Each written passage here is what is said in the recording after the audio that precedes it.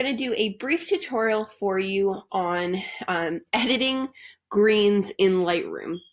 Now, there may be a few different reasons why you would prefer to sort of alter your green tones when you're editing.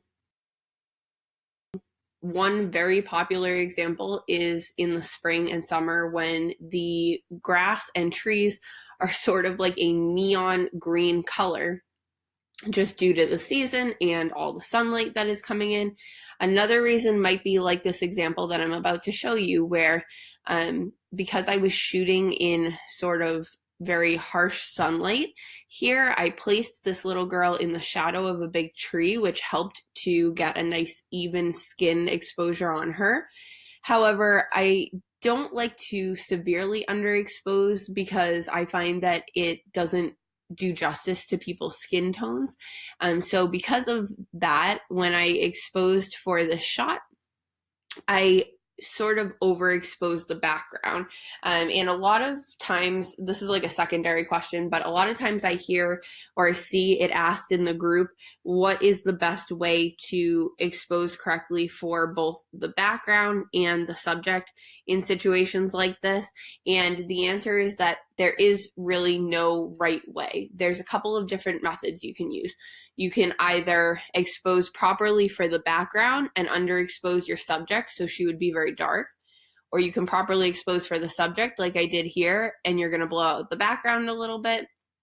Or, and this is maybe the best option for some of you, you can add an additional light source like an external flash, even using it outside, and then basically expose properly for the background, and then the subject will be lit via your flash, basically. So I don't shoot with external lighting outdoors very often. It's not only because I have to bring the extra equipment, but it's just a personal preference. It does give you a different look, and it can give you, if you're not careful, sort of a copy and pasted look where your subject looks pasted onto the background because everything is so even. So you definitely can master it and make it look good. It's not something that I do super often, but those are basically your methods when you're dealing with lighting like this. So those are a couple of reasons why you may want to alter your greens. Also, it's just a stylistic thing. I am not super dark and moody, but I do tend to edit a little bit more on the moody side than, say, like the light and airy side or the crisp and clean side. And so for me, there are certain tones of green that I prefer over others. I like my greens to be a little bit muted. I like them to be a little bit desaturated. And I like them not to be like neon, basically. So that's not to say that I don't have any variation. I do like to keep a little bit of truth to whether it was sunny or shady.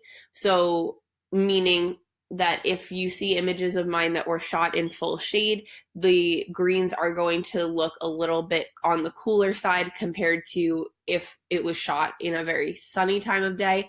But overall, whether they're a little bit warmer or a little bit cooler, I like them to be a little bit muted and a little bit desaturated.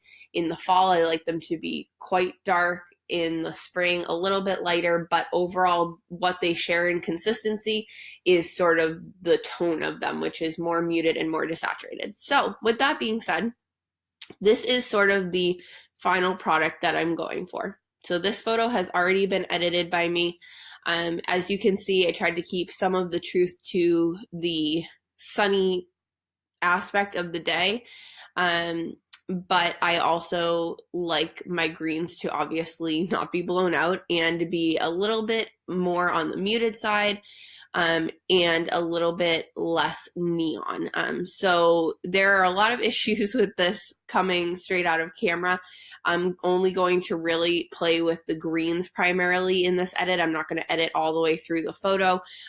Other things I ended up doing to this photo were increasing the contrast and the color of her skin a little bit, adding a little bit of color back to her skin, because being in full shade did sort of wash her out, and she is a little girl that has some tan and some color to her skin.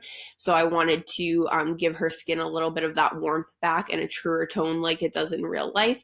But primarily what I'm going to be working on in this video is going to be the greens. So the very first issue, as I'm sure you can see behind her, is that the background is very washed out. So I'm going to just start by playing with my highlights and reducing my highlights a little bit. It helped a little bit, but as you can see, they're still really, really bright back there.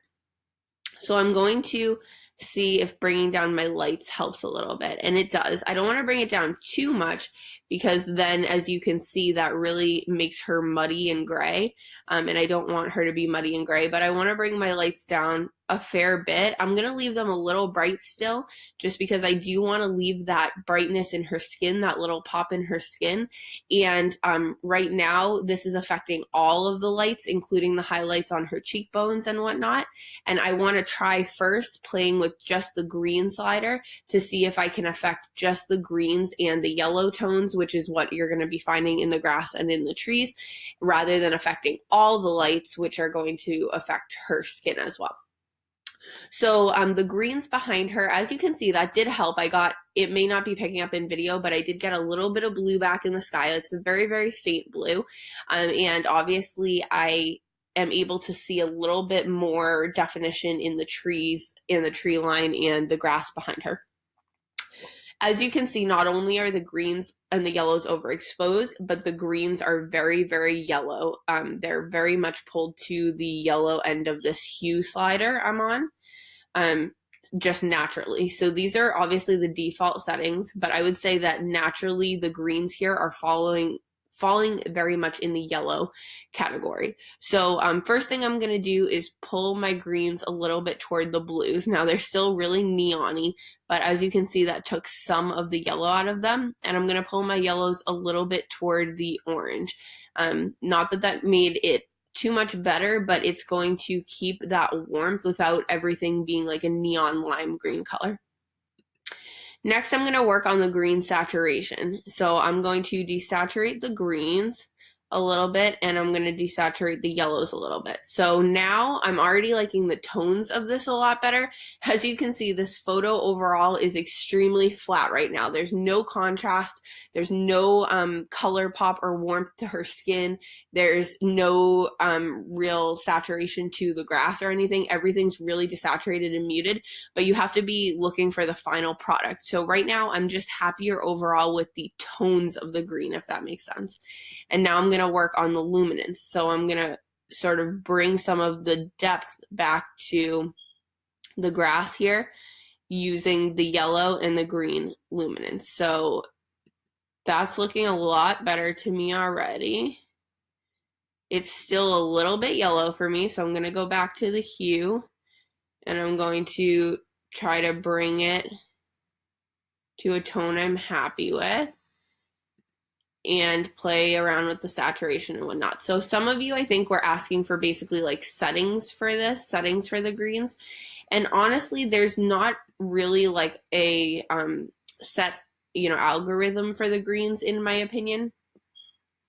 Basically, to me, it has to do with the tone and the basically like shade of green that you're looking for.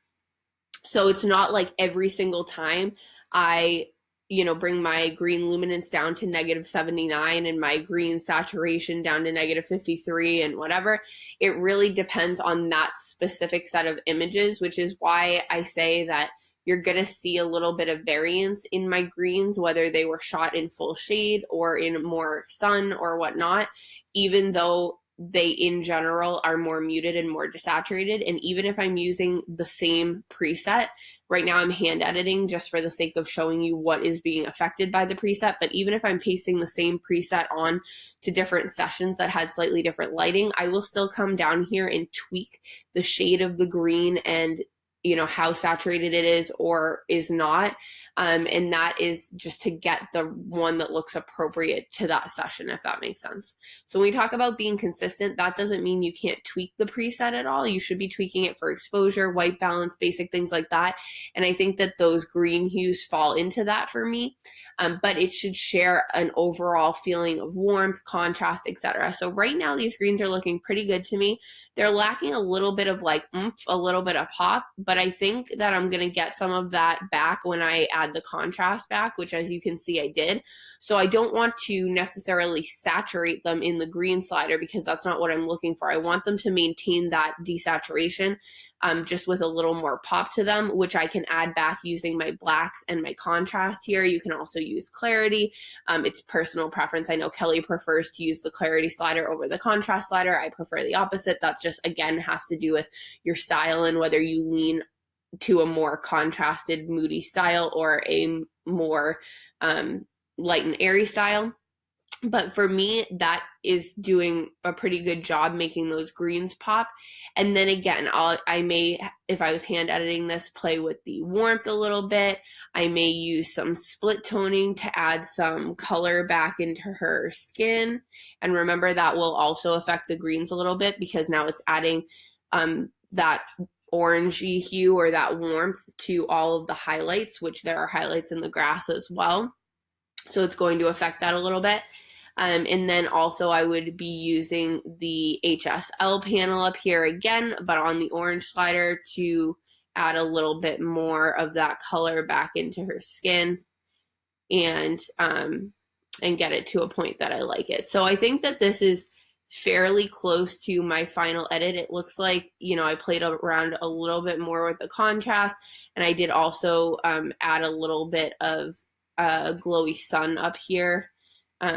However, I think it's fairly close. It doesn't actually look that close because I hand edited it, so it's a little bit off from the preset, but all that basically has to do with, again, is like the hue of my greens is a little more blue in the final edit, and it looks like maybe I desaturated them a little bit more. So again, it's something that you have to sort of play with, and I usually apply the preset, get it to a point where I'm happy with it. There, that's looking a little bit closer. So I usually get it to a point where I'm happy with it, and then I go ahead and use that tweaked preset to batch edit the rest of them and then make small adjustments. So that's sort of the batch editing process that we recommend. But the overall gist of what I'm getting at with this is that basically to get those muted greens, you're going to bring down the saturation and the luminance of the greens and then work with the hue to take some of those neon yellow lime green tones out of them. And that is pretty much true of all of the greens in all of my edits. They're all going to be reduced in luminance. They're all going to be reduced in saturation. And then depending on the lighting that I was shooting them in, I may need to utilize the yellow slider as well. If I was in a lot of sunlight, I may need to work on the hue of the greens. If I was in a lot of sunlight and pull them more toward the blues to pull some of those yellow tones out of them, it really is going to depend on the lighting. But my overall goal with my greens is to be consistent in the fact that they are desaturated and that I bring the luminance down.